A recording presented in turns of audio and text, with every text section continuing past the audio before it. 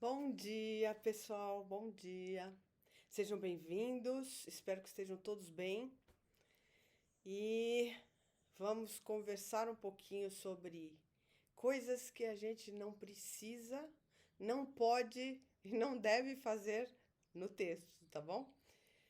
Bom, meu nome é Dora Guimarães, eu sou cantora, compositora e escritora e este é o canal UTI do Texto. Bom, às vezes a gente vê o pessoal escrevendo, tanto gente que sabe escrever bem, como gente que não sabe escrever bem, e existe uma diferença, tá?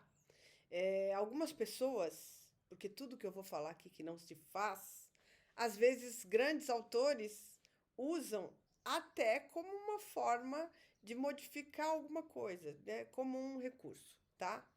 Claro que tem coisas aqui que são proibidas mesmo, mas eu costumo falar que tudo pode, nada pode, dependendo da intenção. Mas para você, que se você está começando agora a escrever, não arrisque, tá bom? Eu vou falando aos poucos as coisas que você não deve fazer. Se você quiser anotar que coisas que ficam feias no texto, que deixam o texto pobre. Bom, vamos lá, uma por uma, tá bom? Primeira coisa, evitar textos, não textos, frases, períodos muito longos no seu texto, tá? Outro dia eu falei de oração, de parágrafo, e eu falo, parágrafo 6, 7, 8 linhas já é demais, tá? Mas se ele vier dividido ali com pontuação, frases pontuadas e começando outra frase, tudo bem, melhora isso. Mas às vezes a gente vê, como eu disse, textos de bons escritores, até em jornal, em crônicas, que a pessoa escreve muito, um parágrafo grande, sem pontuação, sem ponto, pontuação não, mas ponto final e começando outra coisa. E isso, escritores bons erram. Imagine quem está começando, né? Erram por quê? Porque o texto não fica claro. Então, fica aquela coisa que vai amarrando uma ideia na outra, e se você não prestar muita atenção, você não entende o que essa pessoa queria dizer, quis dizer ali. E muitas vezes o próprio escritor, se não for aquela pessoa que volta para ler o próprio texto, para fazer uma autocrítica, faz uma coisa sem pé nem cabeça, porque às vezes ele não conclui. Conclui o final do parágrafo, mas não conclui uma ideia que ele pôs lá anteriormente, mais no começo dessa frase longa, desse parágrafo longo, tá? Então evitem fazer aqueles períodos enormes que não tenham conclusão, porque como eu já falei, tudo tem fim, tudo tem conclusão, tá? Então é melhor que você termine uma ideia, claro que você pode encadear uma ideia na outra, mas você sempre tentar fechar essas ideias que você encadeou para começar outras tantas. Não dá para você colocar 5, 6, 7, 8 ideias ali e ir encadeando no texto só com vírgula e ponto e vírgula. Fica uma loucura e fica cansativo. Você não consegue prender a atenção do leitor, tá bom? Isso é uma coisa. É, essa próxima é o que eu já falei também. Na hora que você vai intercalar frases, você acaba se perdendo, porque é muita coisa. Você vai intercalar uma ideia, outra. Às vezes você perde até a ideia, a noção do que você ia dizer. Então, evitar isso, tá? Eu lembro que quando eu comecei a escrever mais crônica ou textos em geral, ou até quando eu precisava. Eu gosto muito de reclamar quando tem reclamação para fazer, reclamação por escrito, né? Porque eu consigo organizar melhor as ideias e acalmar quando sobrava. Então, eu lembro que eu escrevia e eu começava a escrever tudo rapidamente e com raiva às vezes, tal, mas numa crônica também. Todos os detalhes do que eu queria dizer, do que eu achava que era pertinente ali naquela história e tal. E eu fazia aquela história que eu já falei também. Eu guardava o texto. Eu guardava depois de 2 dias, 3 dias. Uma semana, quando eu não preciso entregar nada, eu vou ler de novo aquilo. Eu lia, né? Até hoje leio. E eu comecei a perceber que os textos estavam ficando prolixos, né? Falava. Às vezes chegava a algum lugar, não precisava, mas não precisava ter falado tanta coisa, escrito tanta coisa. E às vezes também ficava prolixo mesmo, não dava entendimento. A pessoa lia, eu mesma lia e falava, nossa, a pessoa aqui vai confundir, tá? O que eu comecei a fazer? Quando eu comecei com esse hábito de ler, de reler, eu comecei a perceber, eu focava no tema que eu tinha escrito, ou ao que eu queria re- me- Senhor, tem hora que falta. Ao que eu queria me referir, tá? E aí eu começava a perceber que algumas coisas não cabiam ali. Aqueles detalhes todos que eu dava não eram relevantes naquele momento, naquele tema. Seria melhor com uma frase eu resumir todos aqueles detalhes. Porque existe uma coisa que a gente precisa começar a trabalhar. Existe o tema, total tema de um texto que você vai escrever, sobre o que você vai escrever. E você dali, você pode tirar várias coisinhas, ter ideias várias que você vai encadeando ali. Ou opiniões várias, ou reclamações várias que sejam. Mas qual é o foco daquele tema ali? É contar detalhe por detalhe que você discutiu com o vizinho e ele disse isso e você disse aquilo? Não. Qual é o foco? Você está fazendo uma reclamação? Seca, seca. Você não precisa contar história. Você não precisa contar que um pisou no pé do outro, que um xingou e o outro falou. Não. Você fecha isso. Tivemos uma discussão aquecida, alguma coisa assim, que dê a ideia daquele momento. Você não precisa é, explicitar a situação toda. Só se o seu tema for, você está num diálogo, um diálogo de um romance, uma ficção, alguma coisa que você quer escrever, e você quer falar sobre a discussão, como foi aí, você vai explicitar palavra por palavra. Mas na hora que você.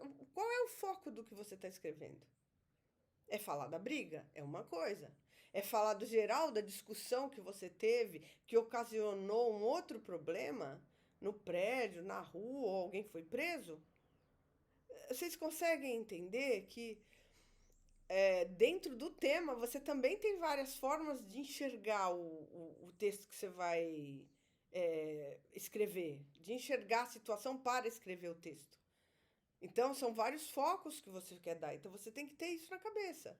Você vai ficar dando detalhezinho? É isso que é importante aqui, nesse texto? Naquele pode ser, nesse aqui não. Num que você vai fazer amanhã também não.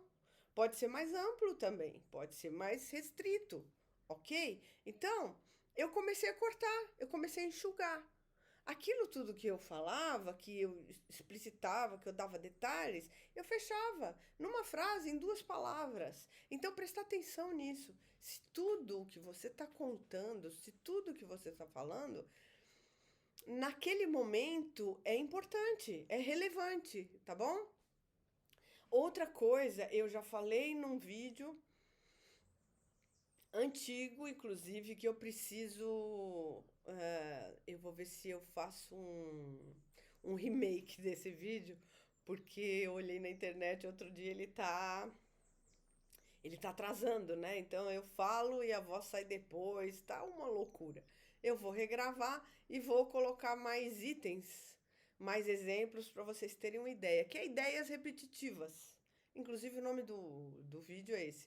Ideias repetitivas. Ideias que se repetem, palavras que se repetem, aquela história de redundância, né?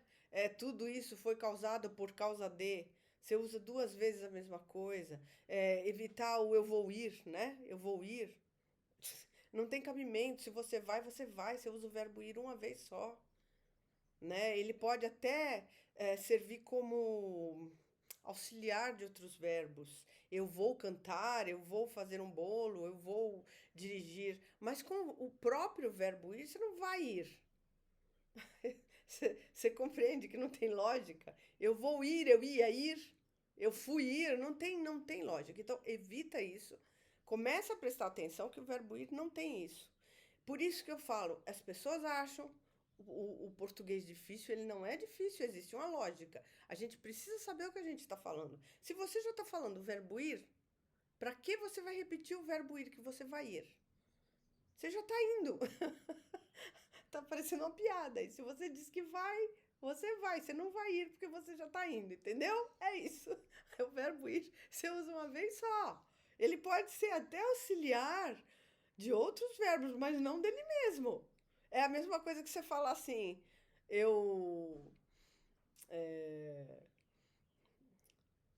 amei amando, eu amei amando, eu can, can, é, cantarei cantar, cantar cantarei. É alguma coisa louca assim, eu não sei de onde saiu isso. Tá bom? Então é isso, é evitar repetir as palavras, repetir as ideias. Por exemplo, quando eu estou escrevendo alguma coisa sobre texto, como eu já falei, às vezes a gente falando não lembra de tudo isso, mas um texto que eu falo sobre redação, eu falo redação, eu falo texto, eu falo composição, eu falo ensaio. Se for uma narrativa, eu falo um momento narrativa. Se for uma descrição, eu falo descrição. Então, eu tomo cuidado para não repetir o tempo todo aquela mesma palavra, tá? Outra coisa, cuidado com eu, com o pronome, usar pronome demais. Ele foi porque ele viu, porque ele. Sabe, tem formas de escrever isso, mudando a ordem da frase, mudando como vai escrever aquilo, para não ficar assim, só repetindo aquele verbo não, desculpa, aquele pronome. É como eu fui até a casa da minha avó, eu encontrei no caminho com um amigo, eu comprei um sorvete, nós tomamos juntos, eu. Não dá, gente. Quem é que aguenta? Isso é frase infantil. Eu. E outra coisa, você não precisa o tempo todo colocar o pronome. Você pode colocar já no verbo. Amei muito aquela pessoa. Eu amei. Não precisa disso. Claro que tudo isso tem um momento que você vai precisar usar, mas tem momentos e são vários esses que você não usa, tá? Outra coisa que eu já falei também em outro vídeo, cuidado com que é a coisa do é a coisa do o que, né? O verbo, meu Deus, aqui é o que, né? A palavra que. Então, assim, quer ver uma frase bem louca? O que é que ela queria que você fizesse? Olha que doideira isso. O que é que ela queria que você. Então fica um que, parece galinha ciscando no terreiro. Quando você vai ler alto, aquilo fica horrível, né? Então, o que fazer? Mais um que para vocês. É mudar isso. Você poderia falar, vamos dizer, já tira o queria. Tira o queria, já melhora bastante. Você tem três ques e o que do queria. São quatro numa frase pequena. Então, o que ela queria que você fizesse. Então já põe o que ela gostaria que você fizesse. De quatro foram para dois ques. Percebe que você deixa a frase mais leve? É muito melhor fazer isso e evitar esse uso de que para todo lado, tá? Então, isso é uma coisa que precisa ficar atento porque a gente usa demais, tá? O eu já falei, cuidado com eu, com pronome. Ah, e tem uma coisa que a gente precisa tomar muito cuidado. Pessoal do Sul, eu adoro o sotaque de vocês. Eu adoro quando vocês falam, ah, é pra ti fazer, pra ti. Acham barato. Mas cuidado para não escrever. Na norma culta, se você escreve, é, vai escrever com o tu, então você vai falar tu fazeres. Você coloca o verbo com o tu, o pronome reto tu, e não o pronome oblíquo, né? Para te fazer, para te comprar, eu vou falar para ti uma coisa. Então, cuidado, gente. É muito bacana para sotaque, eu acho legal. Na Bahia a gente também tem várias formas de falar que não são corretas e a gente sabe que não é, mas não pode escrever. É bonitinho falando? É, mas cuidado para não escrever, tá? Vai escrever um livro, um texto, uma crônica, toma cuidado, tá? Outra coisa, é, tem uma coisa que tá me incomodando já faz bastante tempo e eu tô para falar, mas eu vou falar aqui, depois eu vou ter que explicar, a matéria, né? Que é o muito lindo, gente. Muito lindo. Eu aprendi uma coisa chamada superlativo absoluto. Acho que era isso. Aumentativo, né? Um aumentativo. E é uma coisa que ensinavam pra gente na escola, era a primeira coisa que falavam pra gente, era, gente, o superlativo, que é o aumentativo, né? Superior de uma palavra, que homenzarrão, de homem, né? A gente aumentava usando aquela palavra.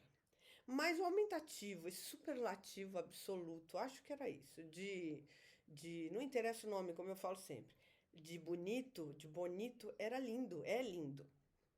Então a professora falava, batia na mesma tecla, gente, não existe muito lindo, não se põe muito lindo. O superlativo, porque ou você fala muito bonito, muito grande, então você, grandão, muito grande, né? Mas não tem, ou você fala muito bonito ou lindo. É uma norma isso, que lindo é o superlativo de bonito. E a professora, a gente não podia falar isso, a gente não podia escrever isso. Então, cuidado com muito lindo, muito lindo. Ele já é lindo, ele já é além de bonito, já é superlativo. E daí eu já entro na história dos exageros que as pessoas cometem quando querem dar uma importância maior ao texto, à personagem do texto. É, claro que bons autores não fazem isso, mas a gente precisa aprender que a gente precisa parar com essa coisa de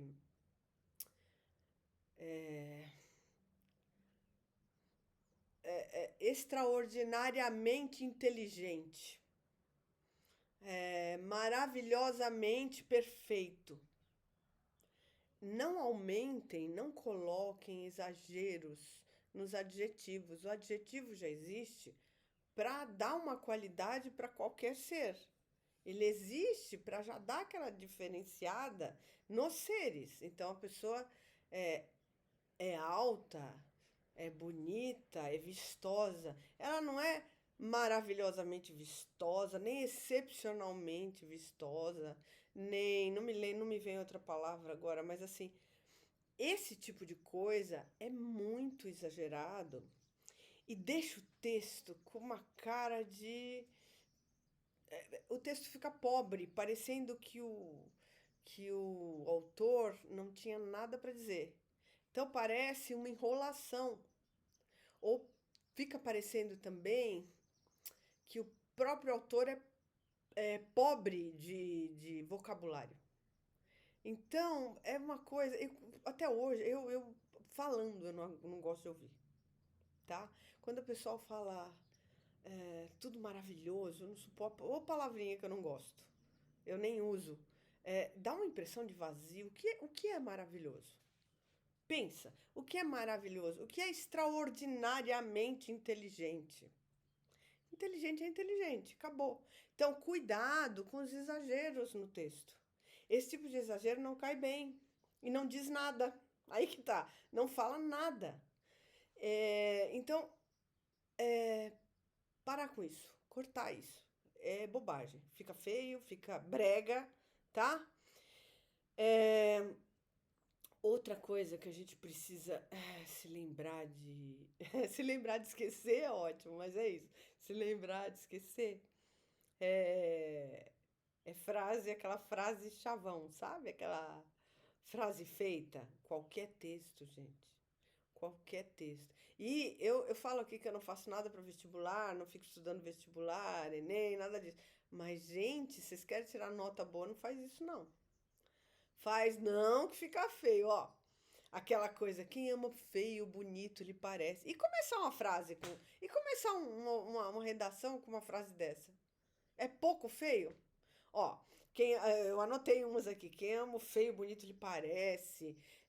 Santo de casa não faz milagre. Que mais? Nos dias de hoje, a humanidade tem sido. Olha, a humanidade tem sido. Sabe, cuidado com esse tipo de coisa. É, nos dias de hoje, a humanidade tem sido. Essa frase em especial, ela lembra uma coisa assim. Cuidado, você não é Shakespeare, tá? Para fazer uma coisa muito teatral. Ninguém é Shakespeare para fazer aquele texto rebuscadíssimo e dar certo, tá? Então, cuidado, evita porque é pobre, né? E cai num outro erro que as pessoas cometem demais, que é o erro do não pensar sozinho, né? Porque frase feita, ela tem tudo a ver com coisas que todo mundo pensa e que é frase de efeito e dizem e tal. Mas tem aquela história também da daquele pensamento que todo mundo tem, que todo mundo fala e todo mundo repete sem raciocinar. Eu vou dar um exemplo aqui que eu sempre discutir com amigos e tal. Quando eu vou assistir filme, eu prefiro assistir o filme dublado. Por quê? Eu gosto. Primeiro que eu sempre cantei, eu fiz teatro, então eu sempre gostei de ver as interpretações, tá? E eu ouço em todo lugar, mas em todo lugar. Ai, eu prefiro ver o filme no original com legenda, porque eu quero ouvir a voz do ator. Ok, cada um faz o que quer, tá? Mas quando a coisa é muito repetitiva, você começa a perceber que as pessoas estão colocando para dentro uma informação, não estão digerindo e estão jogando para fora a mesma coisa, tá? Eu sempre fui muito sensível com essas coisas, então eu sempre falei, não, eu quero ver dublado. Ah, mas por que perde? Bom, primeiro, né? Só se o filme for muito vagabundo para colocarem um dublador vagabundo para dublar, tá? É a primeira coisa. Segunda, se você não é bom de inglês, tá? Se não é sua, se não virou seu idioma já, o inglês, então assista dublado. Pelo menos para mim é assim. Eu assisto dublado, tá? Meu inglês não é um idioma segundo na minha vida. Então, assim, eu estudo para não perder, mas eu não sou fluentíssima em inglês, não dá. Então, eu assisto dublado. Por quê? Porque eu não quero ficar perdendo tempo de ler legenda. Porque eu adoro ver as expressões faciais dos atores, as expressões, como eles se movimentam. Às vezes você está vendo um filme de ação, passa tão rápido as legendas que você não vê nada, você só fica tentando ler. Então, não adianta falar isso pra mim que eu não vou acatar. Eu não concordo. Se me chamar pra assistir filme legendado, eu não vou. Desculpa, tchau e benção. Então, começa a pensar sozinho para escrever. Não fique, porque isso também é como se fosse frase de caminhão. Não faça do seu texto uma boleia, não faça traseira de caminhão, seu texto traseira de caminhão, que leva tudo o que é linguagem popular, o que é dito popular, o que é conhecido como é, resolvido e fechado no mundo, pelo amor de Deus. Ninguém vai ler uma coisa que só tem tudo igual aqui. Aqui tem uma passarinhada que tá uma graça. Então, ninguém vai ficar lendo uma coisa que não tem novidade nenhuma. Outra coisa. Cuidado para não negar o que já foi negado antes, tá bom? Eu já vi muito texto, ultimamente eu tenho visto na internet coisa do tipo: não era para você não comprar isso. Aí eu falo, peraí, então se não era para não comprar, era para comprar, ok? Então, assim, fica uma lógica capenga, né? Eu não achei que você não ia falar. Eu não achei que você não ia falar. Não dá entendimento, gente.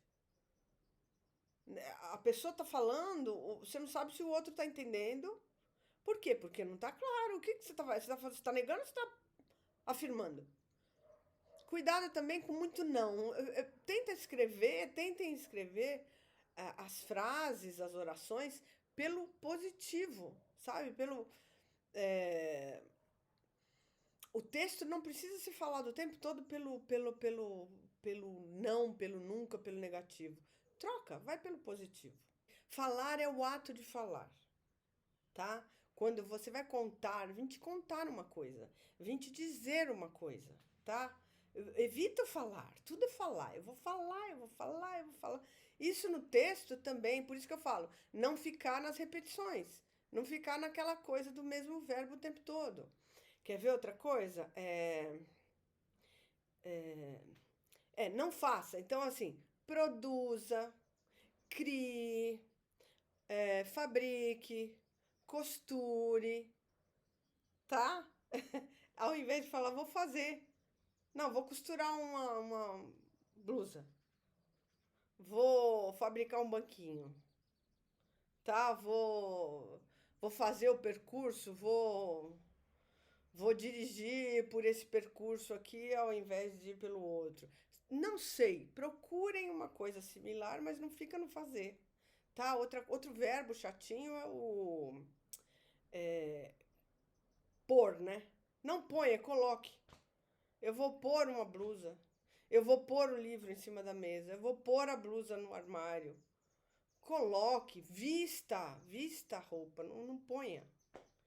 Porque é um verbo que deixa tudo pobre. Aí você vai escrever um texto enorme e você vai falar: vou pôr isso, vou pôr aquilo, vou pôr a roupa, vou pôr o livro dentro do, sei lá, a caneta dentro do estojo, o livro vou pôr na estante. Você percebe que a gente fica. É o dia a dia da gente, gente. Para tirar isso, a gente precisa ter fazer um exercício de com boa vontade de melhora, se obrigar a pensar para trocar isso, tá bom? Outra coisa, não tenha, possua, porque assim, eu tenho que fazer isso e também não, você pode, claro que você pode usar, mas tudo, é, eu tenho um carro, tudo é tenho. Eu não fiz aqui um exemplo, mas tudo é tenho, tudo é pôr, tudo é falar, né? Então, cuidado, troquem esses verbos, porque senão você vai cair no erro de ficar com aquele texto pobrezinho, porque você não está utilizando uma coisa um pouquinho melhor. É, procure pensar qual é a ação que você vai fazer, a ação que você vai exercer ali na história e falar o verbo daquela ação. Eu falei outro dia se você tem ainda, acha que você está com pouca, você não tem tanta desenvoltura, escreva na simplicidade do que você sabe. Mas não é simples, mas a gente sabe várias palavras que estão dentro da simplicidade, mas não estão caindo na pobreza.